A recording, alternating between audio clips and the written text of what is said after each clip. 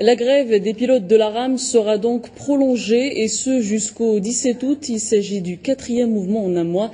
Les grévistes protestent contre l'échec des discussions avec la direction. Et on rejoint tout de suite Najib Ali Ibrahimi, le porte-parole de l'association marocaine des pilotes de ligne. Monsieur Ibrahimi, bonjour. Pourquoi une 4e grève? Avez-vous toujours les mêmes revendications? C'est qu'après le 3e mouvement, la RAM finit par reconnaître la mobilisation. Nous sommes à 95% de pilotes en cessation de travail, que le malaise est installé, mais en parallèle, elle tient des propos triomphalistes et donneuses de leçons. La direction continue malheureusement de dilapider les deniers publics en affrétant massivement et jette l'argent du contribuable, tout ce que consciemment l'État marocain peine à faire rentrer dans les caisses de la compagnie. La RAM joue l'enlisement et le pourrissement, fortement aidé en cela par le ministère de tutelle qui brille par son absence.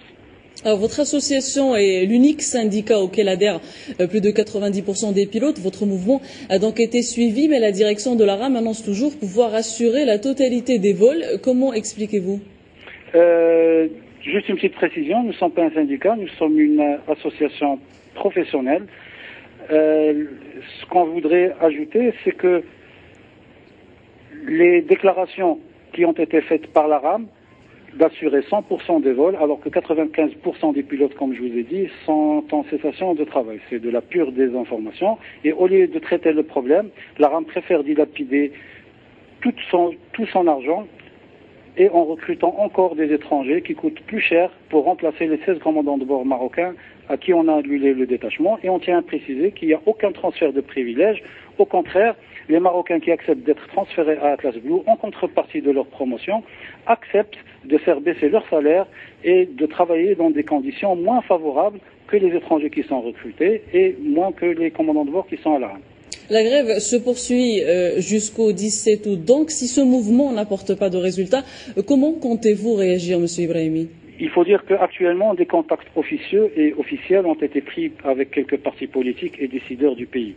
Mais ceci ne nous empêche pas à lancer encore un appel à toutes les bonnes volontés, aux forces vives, pour mettre un terme à cette crise.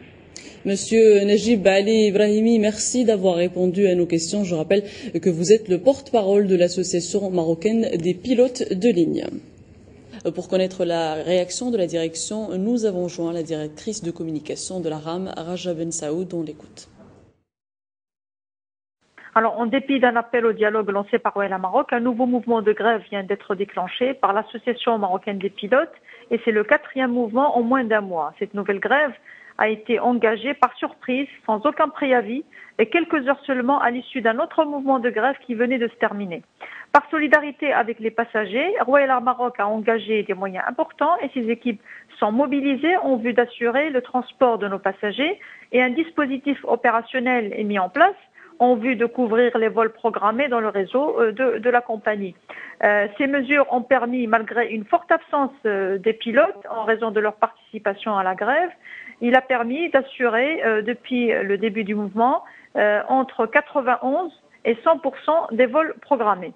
Alors, Royal Air Maroc confirme à nouveau que les postes de commandant de bord chez Atlas Blue sont ouverts à tous les copilotes de Royal Air Maroc volontaires pour intégrer cette filiale au statut et avec la grille salariale de cette même filiale. Ils peuvent par ailleurs revenir à Royal Air Maroc dès qu'un poste de commandant de bord se libère et leur seniorité est garantie.